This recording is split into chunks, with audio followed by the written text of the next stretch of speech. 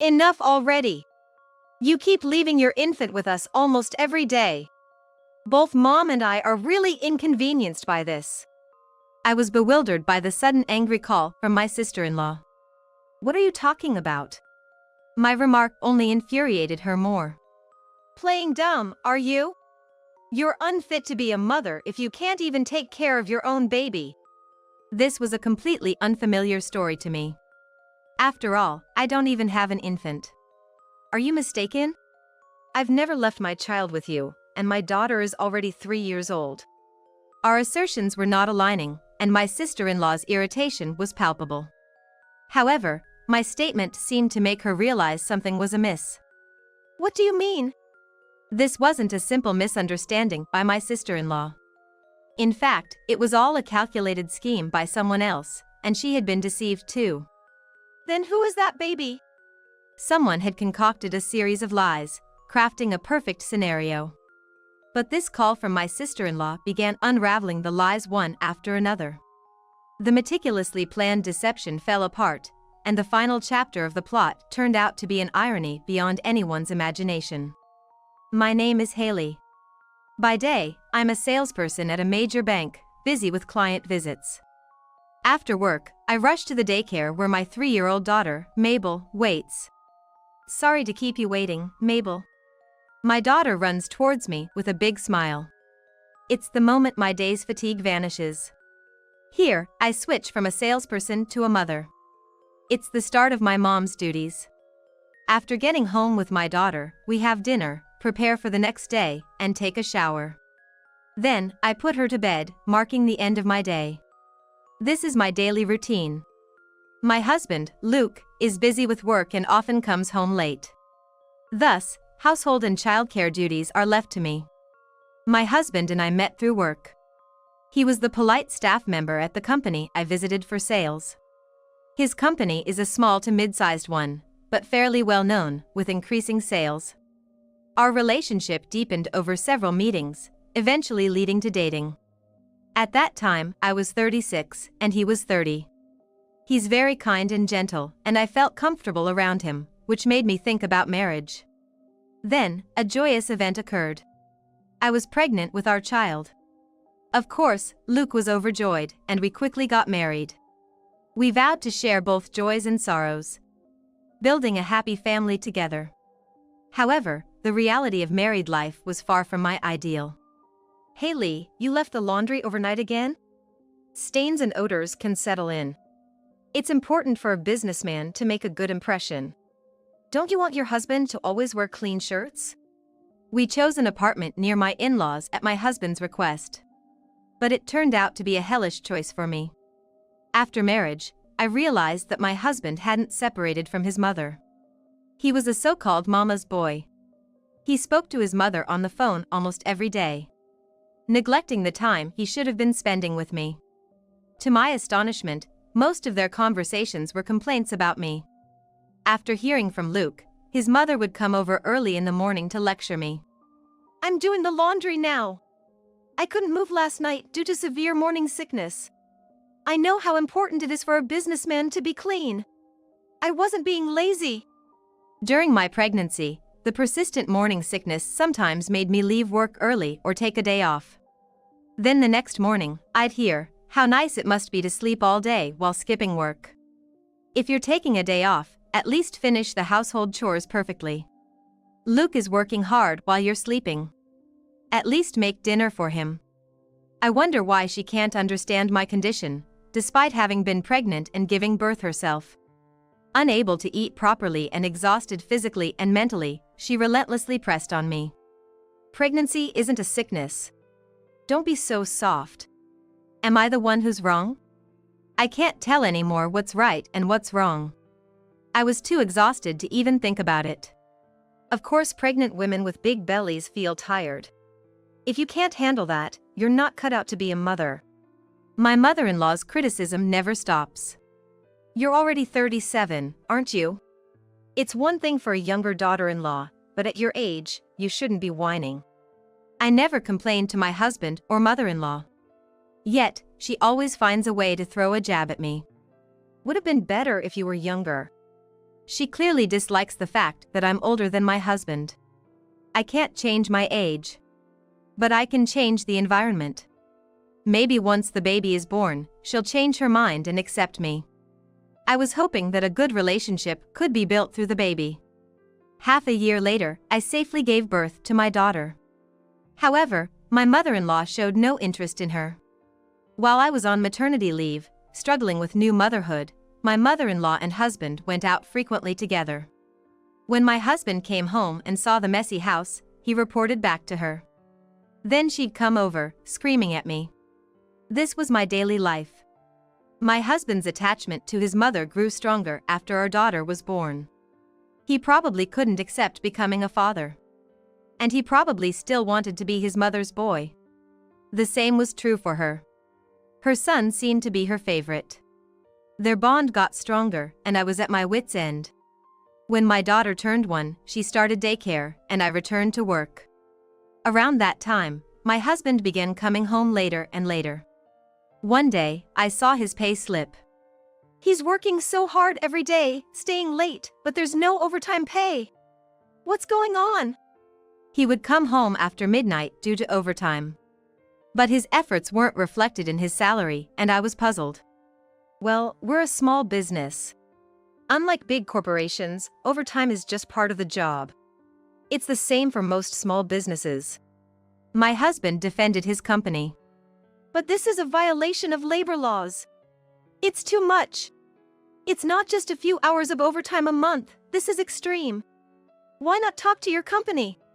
He turned red and raised his voice at me. You want me to get fired?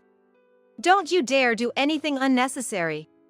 This was the first time he had raised his voice at me. I was shocked and couldn't find the words to respond. Why was he so protective of his company? There might be another reason. I had a hunch.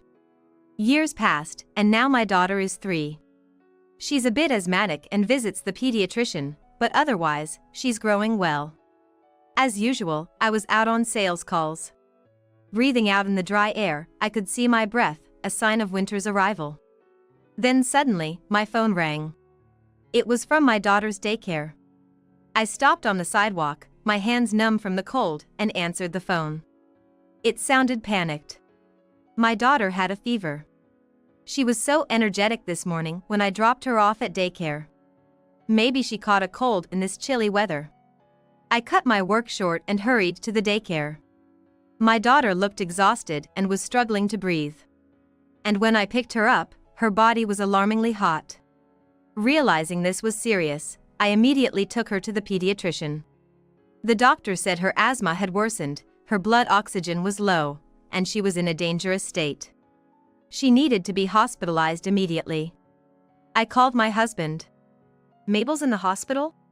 I can't make it, I'm swamped at work. You'll have to handle everything. But why does she have to be hospitalized? He didn't know our daughter had asthma. My husband, who never helped with childcare, didn't know anything about her. The answer was clear. He would use work as an excuse and leave it all to me.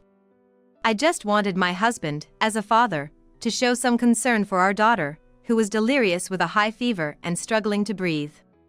As her mother, overwhelmed with worry, I wished for some support from my husband. Such a basic family picture seemed like a luxury to me. My daughter's symptoms had subsided with milk and medication, and she was sleeping. In the meantime, I hurried home to pack the necessities for her hospital stay. Then my phone rang. It was my mother-in-law. Why would she call at such a busy time?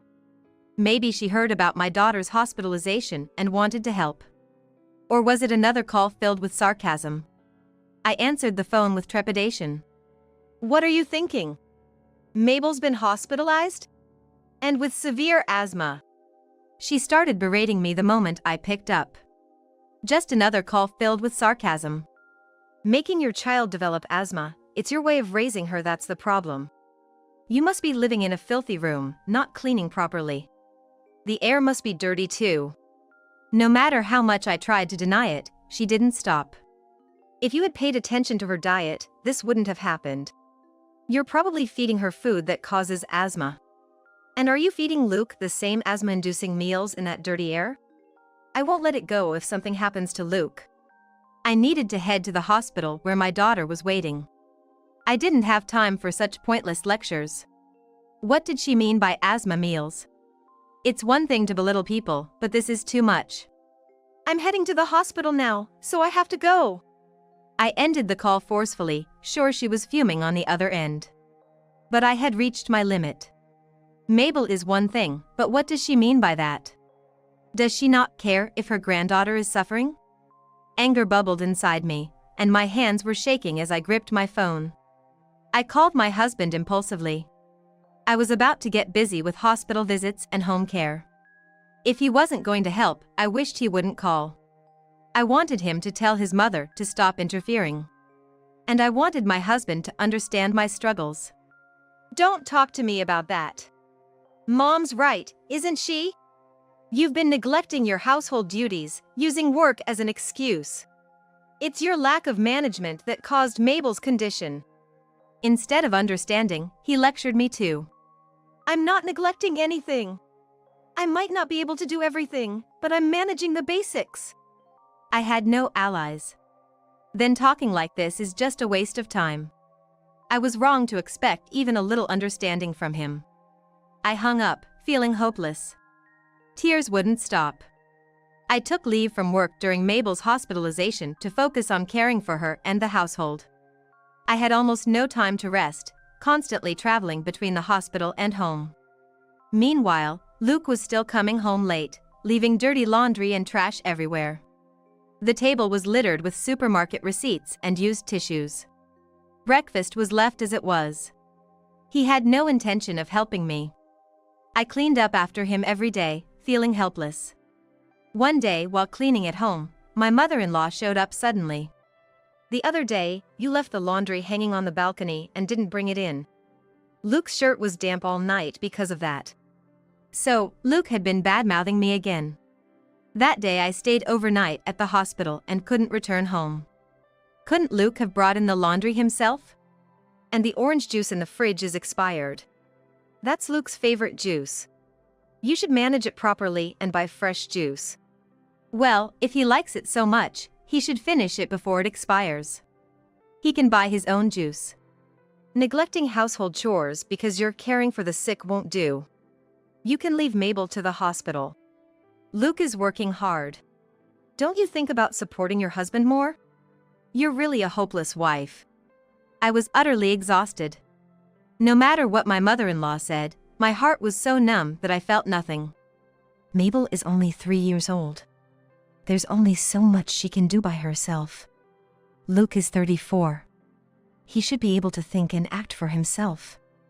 If you're still worried, why don't you take care of everything for him? I finally let my inner thoughts slip out. What? What did you just say? Fortunately, my voice was soft enough that my mother-in-law didn't quite catch it.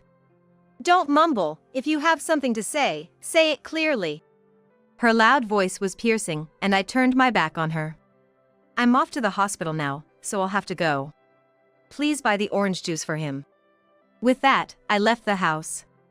My mother-in-law was still saying something. But I closed the door without looking back. Please, I just want her to stop bothering me. I was at my limit with exhaustion and stress. Still, I hurried to the hospital where my daughter was waiting. During Mabel's hospital stay, neither my husband nor my mother-in-law came to visit, not even once. I had asked Luke several times, hoping he would come, but he always refused, citing work. Mabel had fully recovered and was discharged from the hospital after a few weeks. She needed a few days of rest at home. I felt a little relieved as her condition stabilized. Luke continued to come home late, showing no concern for Mabel. Our conversations as a couple gradually decreased. She's discharged now, isn't she? Even a terrible wife like you should be able to manage household chores perfectly now. If not, you're a complete failure as a wife. My mother-in-law called me almost every day, busy with taking care of Mabel and housework. She never offered to help or even asked about Mabel's condition. She called only to make sarcastic remarks. You really are a terrible wife. That's why I dislike older women. Lately, it's been less about housework and more personal criticism. My mother-in-law probably just wanted an excuse to criticize me. Being called a terrible wife every day, I even started to feel mentally drained. One day, I talked to Luke about it. "You're called that because you are a bad wife. If you don't want to hear it, try harder." As expected, he sided with his mother. "Don't come to me with that. I'm tired. You being like this is also why you're a bad wife. Take better care of your husband. And not getting along with mom is a failure in itself. You're making such a kind mother angry every day. Look at yourself. You're really hopeless." Instead of support, I received more criticism. I regretted talking to Luke and left the room. I decided not to rely on anyone anymore. After that, Luke and I stopped talking. His return home got even later, and we hardly spent any time together. He even started staying out overnight. Sometimes for consecutive nights. When he did come home, he just dropped his dirty clothes on the floor, packed fresh ones in his bag, and left. Maybe this was all for work. But I couldn't believe that anymore. My mother-in-law's sarcastic calls continued. "A woman who's just old and can't provide proper education is far worse than a young woman from a proper family." Lately, my mother-in-law's sarcasm hinted at the presence of another woman. I didn't need her to tell me. I wasn't oblivious. During Mabel's hospital stay, while cleaning up scattered receipts on the table, I happened to see one. It was for women's stockings and underwear. Purchases he couldn't have made if he was working overtime. On my way back from the hospital, I bumped into Luke's boss. I had met his boss several times when I visited Luke's company for sales. His boss even gave a speech at our wedding and had been kind to both of us. "Our company is famous for being with no overtime. We even turn off the lights in the office at the end of the day." His words shocked me. Luke had been lying to me, spending his nights with another woman. His infidelity was obvious. I had been struggling alone. Should I endure it for Mabel's sake, or should I just get a divorce? But I couldn't come to a decision. One day, I received a call from an unknown number. Who could it be? Because of the daily calls from my mother-in-law, I had become sensitive to the phone ringing. I hesitantly answered the phone. It was Luke's younger sister. She's 5 years younger than Luke, living with their parents.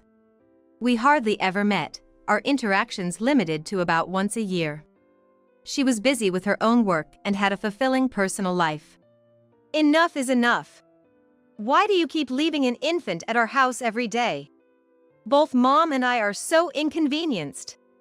I was taken aback by my sister-in-law's sudden outburst. "What? What are you talking about?" My bewildered response only infuriated her more. "What do you mean what? Are you pretending not to know? A mother who can't even take care of her own baby is a failure." This accusation was completely unfamiliar to me. I don't even have an infant. I've never left such a child with anyone. I've always taken care of my daughter alone. I was confused. I took a moment to calm my thoughts. "Aren't you mistaken? I've never left my child with you, and my daughter is already 3 years old. I don't have an infant." Our claims didn't align, and my sister-in-law grew more frustrated. But my words seemed to make her realize something was amiss. She took a deep breath and tried to organize her thoughts. "What do you mean? I was told it's your baby. Mom and I are exhausted from taking care of the baby every day. If it's not your baby, then whose baby is it?" I had no idea. Who was this child that my sister-in-law and mother-in-law were looking after? "I don't know, but who told you that and brought that baby to you?" My sister-in-law, confused, answered. "It's Luke. He brings the baby, saying Haley asked him to." I never said anything like that. And what about my mother-in-law? She should know our daughter is Mabel. Why would she accept this mysterious infant? Is there some reason they are caring for this baby? Or is their inexplicable behavior giving me a bad feeling? We should find out who this baby is. My sister-in-law on the phone agreed. A few days later, I visited my in-laws' house. "Luke just brought the baby. He's here now." My sister-in-law whispered this to me quietly as she opened the front door. I nodded and entered the house silently. Laughter from Luke and my mother-in-law could be heard from the living room. They must be playing with the infant. I peeked through the door gap. Luke was cooing at the baby in a high-pitched voice, his expression eerily calm. He had never spoken to our daughter like that. I was stunned. This was really happening. I had evidence, but part of me didn't want to accept it. Luke's affair. But I couldn't look away from the reality in front of me any longer. Okay, Daddy's going to work now. Be a good baby, Luke said, standing up and walking out of the living room with a smile. Huh? Then he saw me in the hallway. His eyes widened, and his face changed color dramatically. He was speechless at the unexpected encounter.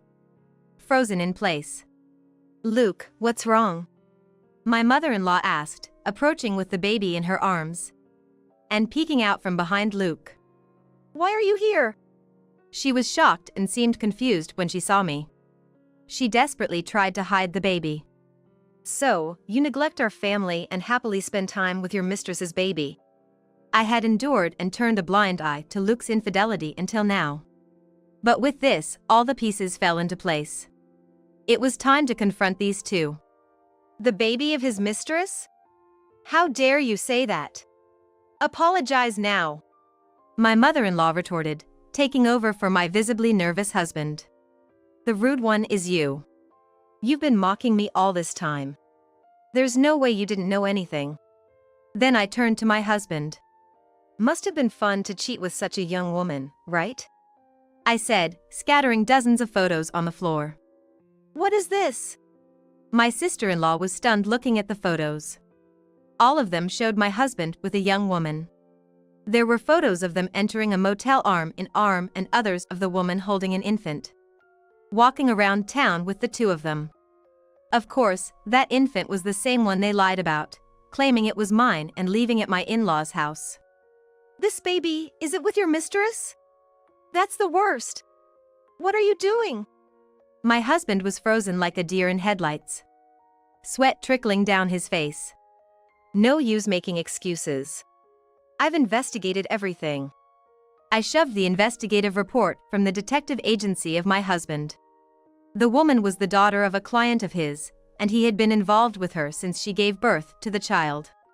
All his late nights at work were a lie. He finished work at his usual time and headed straight to her house. You're truly despicable. What were you planning to do from here? My husband finally spoke, trembling. The woman's pregnancy had been an unexpected situation. He had hidden the fact that he had a wife and child, so she believed he was single. When she got pregnant, she pressed for marriage, and he was at a loss. Eventually, he couldn't handle it alone and confided in my mother-in-law. At first, she was shocked and scolded him. However, she quickly took a liking to the young woman, a president's daughter, and encouraged him to divorce me and marry her instead. But he couldn't marry her immediately because he was already married. He lied about family issues and made a deal that she could leave the baby at his parents' house whenever she went out. She started leaving the baby there almost daily. My mother-in-law, fully supporting the marriage with the mistress, agreed to take care of the baby. My mother-in-law and my husband made up the lie that the baby was mine to keep it hidden from my sister-in-law.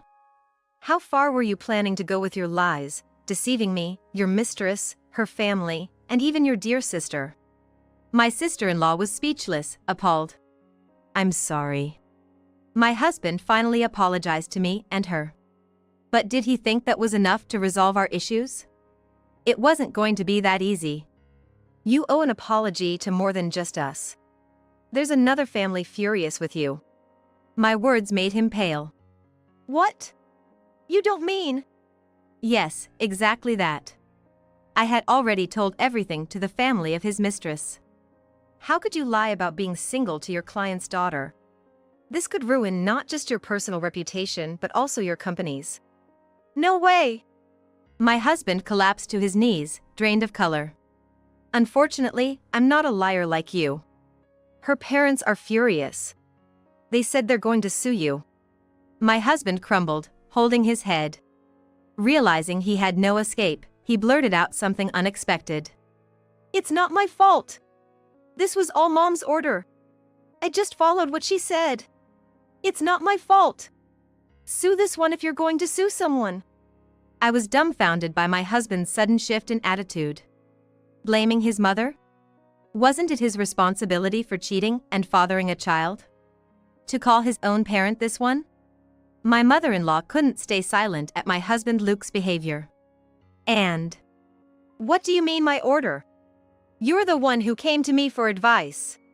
I've been desperately cleaning up your mess, even taking care of the baby." The ugly quarrel between them started. "Shut up. You're the one who said to leave everything to you. Now look at this mess. How are you going to take responsibility?" Luke's argument was ridiculously foolish. Take responsibility? It's you who's irresponsible for having a child with someone else in the first place. Their low-level argument seemed endless. I stepped in between them and presented Luke with divorce papers. "Let's deal with this through lawyers from now on." And with that, I left my in-laws' house. After all the help you've received, now you're blaming your mother just because it suits you? Grow up, you mama's boy. It seemed my sister-in-law had also had enough of Luke. And so the battle ended. I moved on without looking back, ready to start a new life. Later on, the divorce was finalized through our lawyers.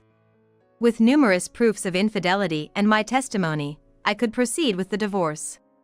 He agreed to pay child support monthly. My daughter showed no particular emotion about her father's absence. Having no memories with him, it wasn't surprising. Moreover, my ex-husband was sued by his mistress. His lies about being single and getting her pregnant had caused her great shock. As a result, he had to pay her a large amount in damages and child support. Left with no money for rent, Luke moved back to his parents' house. He worked day and night, juggling a day job and part-time work. But the client's president, still furious, eventually called off the deal with Luke's company. This incident spread throughout the company, and Luke lost his standing. Unable to bear the cold stares of his colleagues, he was forced to resign. With no income from the company and difficulty finding new employment, he toiled away at multiple part-time jobs. Still, his salary vanished each month, paying off me and the mistress, relying on his mother's small pension and savings for living expenses. Relying on your parents at your age, how pathetic. Find a decent job and move out quickly. Even the once close mother-son relationship deteriorated over money. Shut up. I'm working hard here. It's not like I want to be in this house. Their daily fights were relentless. The once mama's boy was nowhere to be seen. If my savings run out, we'll have to sell this house. Find a job before that happens. Disgusted with their daily arguments, his sister moved out to live on her own. Staying would only make her a target for their demands. Leaving was the smart choice. Months later, I happened to pass by Luke's house. The house I knew was demolished, and a new one stood in its place. Probably, Luke couldn't find a job after all. His sister, tired of their constant begging for money, had likely cut ties with them. No one knew where Luke's mother and Luke ended up. Post-divorce, I moved to a new area, enjoying life with my daughter. Despite being busy with work, housekeeping, and childcare, I was fulfilled. Mom, see you later. My daughter cheerfully headed out. Have a good day. I watched her leave. Now, off to work. And so, another new day began.